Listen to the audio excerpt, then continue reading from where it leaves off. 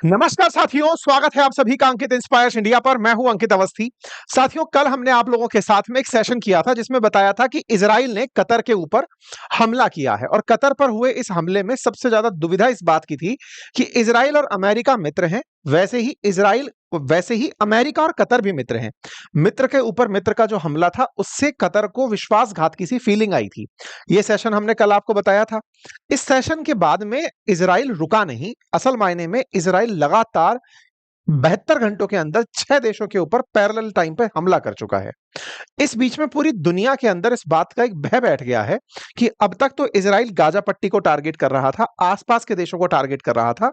अब ये middle east के और देशों को भी टारगेट करने लगा है। इतना ही नहीं, ये अफ्रीका में भी जाकर हमले कर रहा है। एक ही टाइम पर बैठा हुआ इजराइल अफ्रीका को भी, यमन को भी, सीरिया को भी, कतर को भी, धाम धूम जितने भी आसपास देश हैं उन सबको एक ही साथ में निशाना बनाता चला जा रहा है।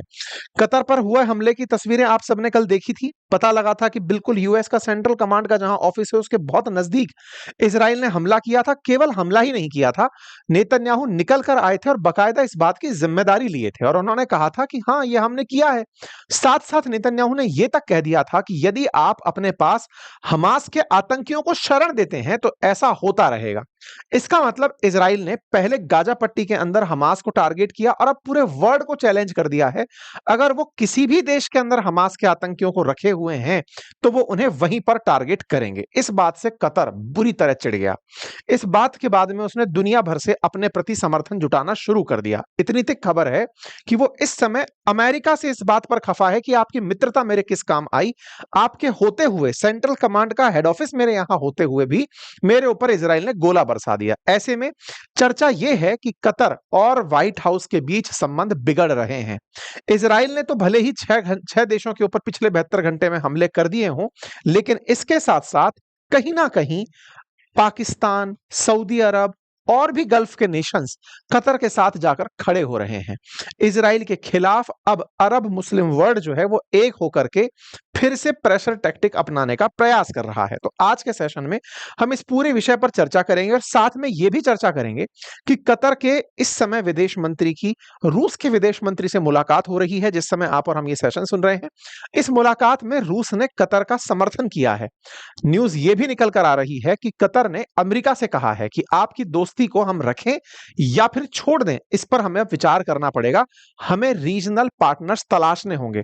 ये बात कितनी सही है, कितनी गलत है, सेशन के अंत तक आपके सामने स्पष्ट हो जाएगी। उम्मीद है कि आप सभी साथी इस बात को रिलेट कर पा रहे हो कि वर्तमान में कंटेक्स्ट कितना इंपॉर्टेंट है, क्योंकि पाकिस्तान के प्रधानमंत्री शहबाज शरीफ कतर पहुंच चुके हैं जाकर के उनके बीच में सांत्वना देने के लिए, और US president Donald Trump Qatar Netanyahu को किसी भी प्रकार से कंट्रोल नहीं कर पा रहे हैं। ठीक है साहब, चलिए। तो हुआ कुछ इस तरह से कि ट्यूसडे को इजराइल ने कतर के ऊपर हमला प्लान किया। पहले इसके बारे में निकल कर आया कि मिसाइल अटैक था। बाद में पता चला कि एक हवाई जहाज था जो उड़ते हुए आया और उसने आकर के कतर के ऊपर हमला किया। इस बीच में यह भी खबर निकल कर आई कि यूके के हवाई जहाज उड़ करके पहले इजरायली जहाजों को तेल देने के लिए कतर से ही उड़े, कतर के ऊपर उड़कर के इजरायली जहाजों को तेल भरा और फिर कतर के ऊपर उन्होंने गोले गिराए, टारगेटेड हमले किए और उस तरह से उन लोगों को मारा। इस तरह की जब घटना घटित हुई तो कतर को अपने आप के साथ हुआ बड़ा चीट नजर आया कि मैंने सबको अपने यहां बिठा के रखा हुआ है और इन्होंने ही मेरे यहां पर हमला कर दिया। इजराइल के द्वारा जो ये हमले हुए ये पैरेलल 72 घंटों में 6 देशों में हुए। एक एक करके सारे देशों की मैं अब आपको गणना कराता हूं। सबसे पहला तो सबको पता ही है कि कतर में जो हमला हुआ था, असल मायने में हमास का जो नया चीफ है खलील अल हया, उसको निशाना बनाने के लिए यह हमला किया गया था। उस समय हमास का जो नेता था वो अमेरिका का जो युद्ध विराम का ऑप्शन आया हुआ है उसको लेकर के आपस में चर्चा कर रहे थे। अब यहां पर एक बड़ा इंटरेस्टिंग फैक्ट है और वो ये, आप में से भी कुछ लोग ये पूछ सकते हैं तो ये लोग कतर में कर ही क्या रहे थे, कतर में इनको होना ही नहीं चाहिए था। असल मायने में अमेरिका ने कतर को लिखित में यह दिया हुआ है कि तुम अपने यहां पर हमास के लोगों को रुकने दे सकते हो। इसी के चलते कतर अपने यहां हमास लीडर्स को आने देता है। यूएस और इजराइल दोनों ने कभी कतर से कहा था कि तुम अपने यहां पर हमास के लीडर्स को रुकने का समय दे सकते हो। वो रुक सकते हैं क्योंकि अल्टीमेटली बातचीत करने के लिए कोई तो जगह होनी चाहिए जहां पर उनसे बातचीत की जा सके। तो कतर बार-बार यही चिल्ला रहा है कि मेरे पास तो रिटर्न पेपर है। तुमने कहा था कि हमास को तुम अपने पास रोको। मैं उसको रोका हुआ था, ये तो मेरे साथ धोखा हुआ ना। तुमने ना केवल धोखा किया बल्कि इंटरनेशनल बेइज्जती कर दी। भाई कतर इस समय दोहा के अंदर अपना जो फीफा वर्ल्ड कप आयोजित करवाया था, दुनिया को अपनी रिचनेस दिखा रहा था कि देखो हम कितने पैसे वाले हैं।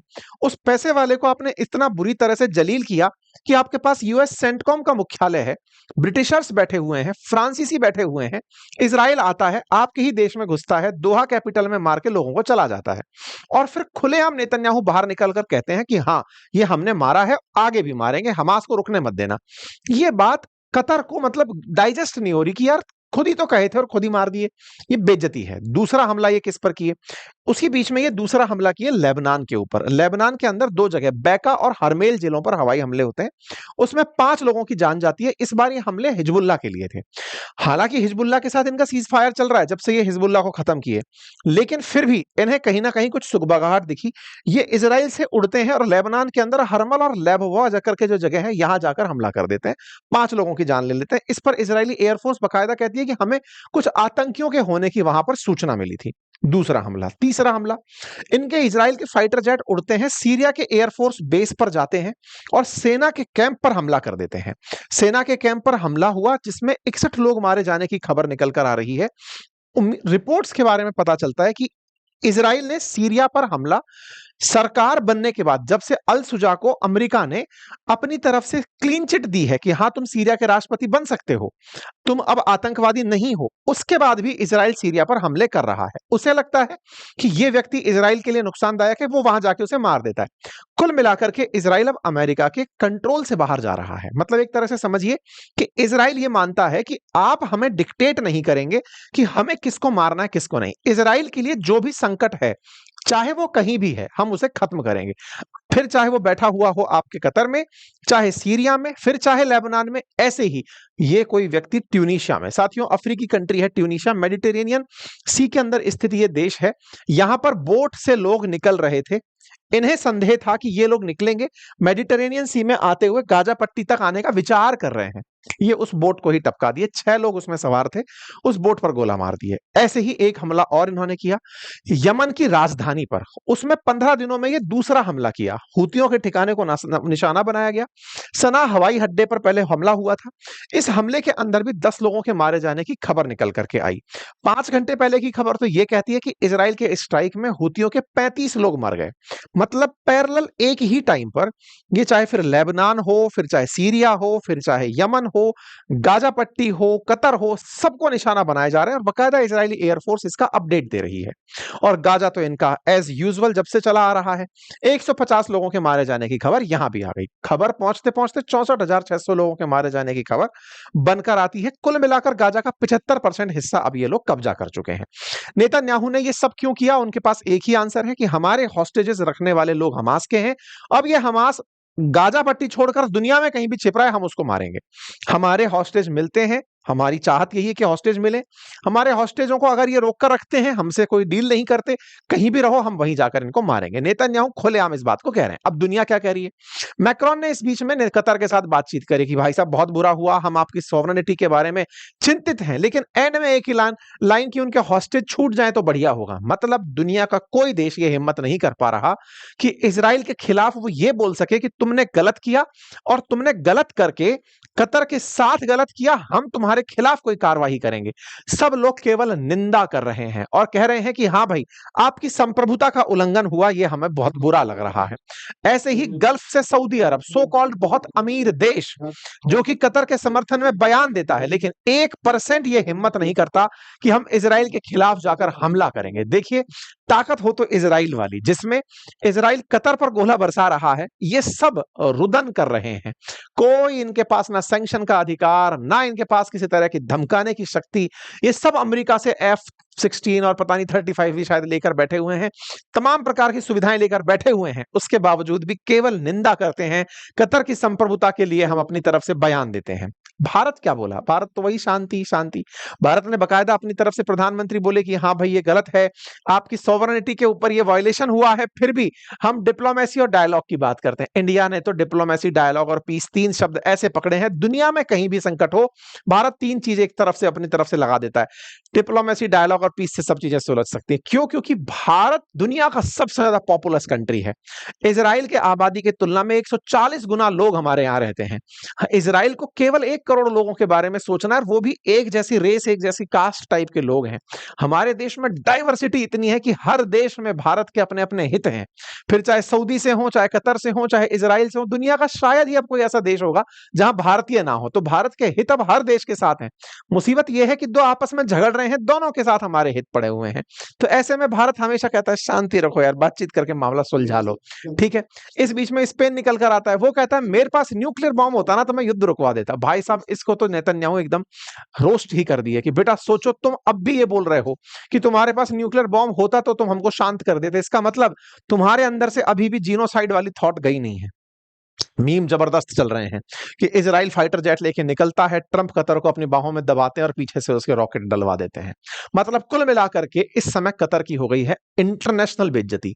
इस बेइज्जती से तना हुआ कतर निकल करके भाई दुनिया भर के सामने अपने स्टेटमेंट दिए चल रहा है। अमेरिकी न्यूज चैनल इनसे इंटरव्यू लेने आते हैं, CNN वाले अखबार के आते हैं, न्यूज वाले आते हैं, इनसे पूछते हैं, तो इन्होंने अपनी तरफ से केवल एक ही बात बोली कि देखो अब सारी उम्मीदें खत्म हो गई हैं। ये बिल्कुल वैसे है जैसे लड़के और लड़की वालों के बीच में बातचीत कराने के लिए एक बिचौलिया हो। वो बिचौलिया चर्चा करता हो कि हाँ भाई साहब शादी यहाँ होगी, ऐसे ऐसे होगी, आपको ये आना है, आपको ऐसे आना है, फलाने को बुलाना है, उस जगह मिलना है, तब सब बातें। अब आपने उठ करके बिचौलिया कोई थप्पड़ मार दिया तो बिचौलिया ये कहे भाई साहब संबंध नहीं हो सकता। यही बात अब कतर बोल रहा है कि भाई मैं तो आप लोगों के बीच में हॉस्टेज डील करा रहा था, हमास और उसके बीच में, इजराइल के बीच में, ताकि इजराइल के जो बंधक हैं वो वापस लौटें। लेकिन अब तुम लोग क्या कर दिए ना कि उसी को मार दिए यार। हमारे यहां पर ये सब बातें हो रही थी, तुम हमारे यहां ही मतलब मार कुटाई मचा दिए, तो हम अब आपके साथ में हॉस्टेज की डील नहीं करवा सकते। इन्होंने सीधे सीधे हाथ खड़े कर दिए कि नहीं भाई अब बहुत हो गया। अब इनके प्रधानमंत्री एकदम गुस्से में बोलते हैं कि वो नेतन्याहू जो खुद क्रिमिनल कोर्ट के अंदर मतलब एक वो है, अपराधी है, वो हमारे ऊपर मतलब हमले कर दे रहा है और दुनिया कुछ नहीं कर पा रही है। भाई साहब इन्होंने खूब अंट शंट जो है ना इजराइल के खिलाफ बोला, लेकिन दर्द सिर्फ इतना था कि ये इजराइल के खिलाफ कुछ कर नहीं सकते। खूब सारे इनके बयान निकल कर आए। ये भाई साहब जिनको कोई नहीं पूछता, ये उड़ते हैं बिन बुलाए जाकर कतर पहुंच जाते हैं कि भाई साहब आपके साथ बहुत बुरा हुआ। ये बिल्कुल वैसे ही है जैसे कि अगर आपके घर में कोई मतलब दुखद हादसा हो जाए तो आपके जानने वाले लोग आकर के आपके यहाँ बैठक में आते हैं कि अरे भाई साहब बहुत बुरा हो गया। बिल्कुल ऐसे ही ये उठते हैं और पहुंच जाते हैं कतर में बंधुत्व दिखाने के लिए कि देखो ब्रदरली नेशन है अपन लोग, आपके साथ बहुत बुरा हुआ। कतर के लोग मतलब इनको देख करके निश्चित ही ये सोच रहे हो कि तुम आए ही क्यों हो। तुम वही हो ना जो पहले ईरान और इजराइल आपस में झगड़े थे। जब झगड़े थे तो तुम सबसे पहले ईरान को भी सांत्वना देने आए थे, लेकिन फिर जैसे ही अमेरिका तुमको धमकाया तुम खट से पीछे हट गए। ईरान के केस में तुम ही सबसे पहले आकर कहे थे सारे मुसलमानों एक हो जाओ इजराइल के खिलाफ हमला करने के लिए, और अमेरिका तुमको बैठ के 2 बिस्किट आसिम मुनीर के सामने फेंका, तुम पूछ पीछे करके पीछे आ गए। तुम आए ही क्यों हो, ऐसी फीलिंग संभवतः कतर के दिमाग में आ रही होगी। लेकिन ये भाई साहब अपने आप को मुसलमानों का मसीहा दिखाने के लिए कि देखो हम कतर के पास गए थे, उसको बोल के आए थे कि हम तुम्हारे साथ हैं, देखो इजराइल के खिलाफ हम सबको मिलकर बातचीत करने की जरूरत है।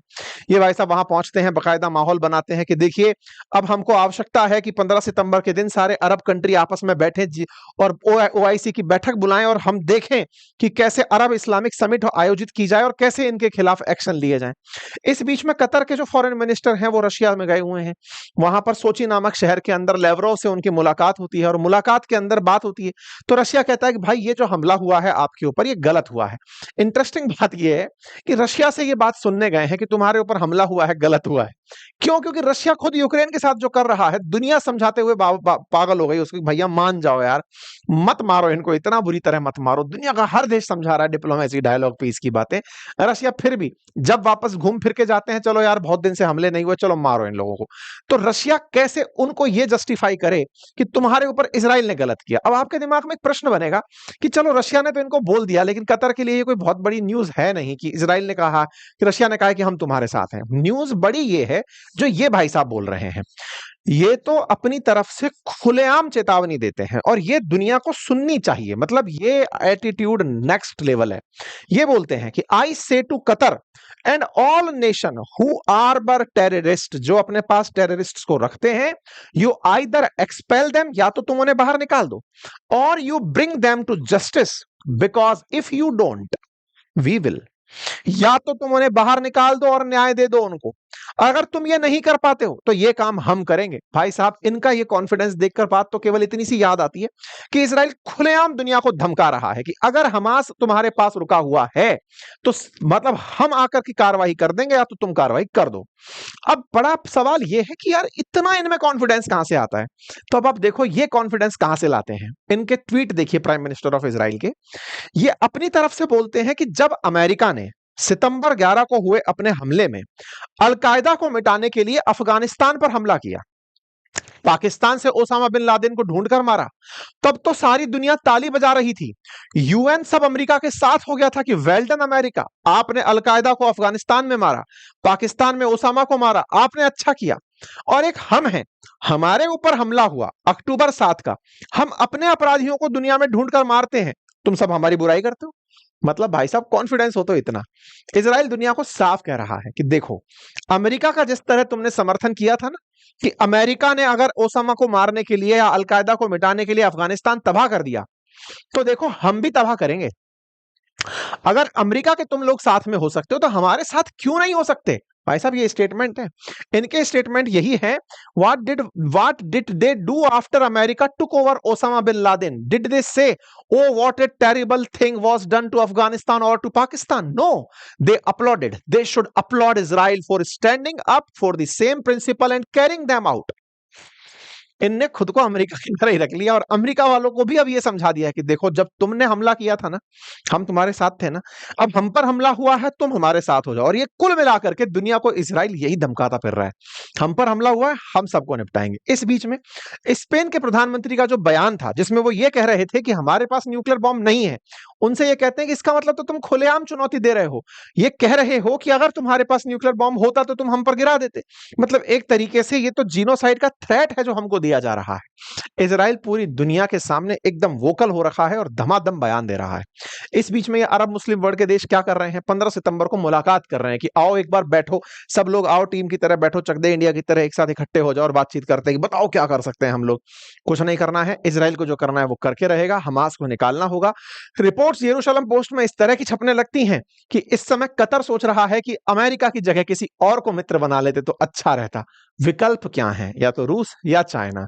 लेकिन रूस और चाइना युद्ध के लिए कभी भी कतर के साथ आकर खड़े नहीं होंगे, ये कतर अच्छे से जानता है।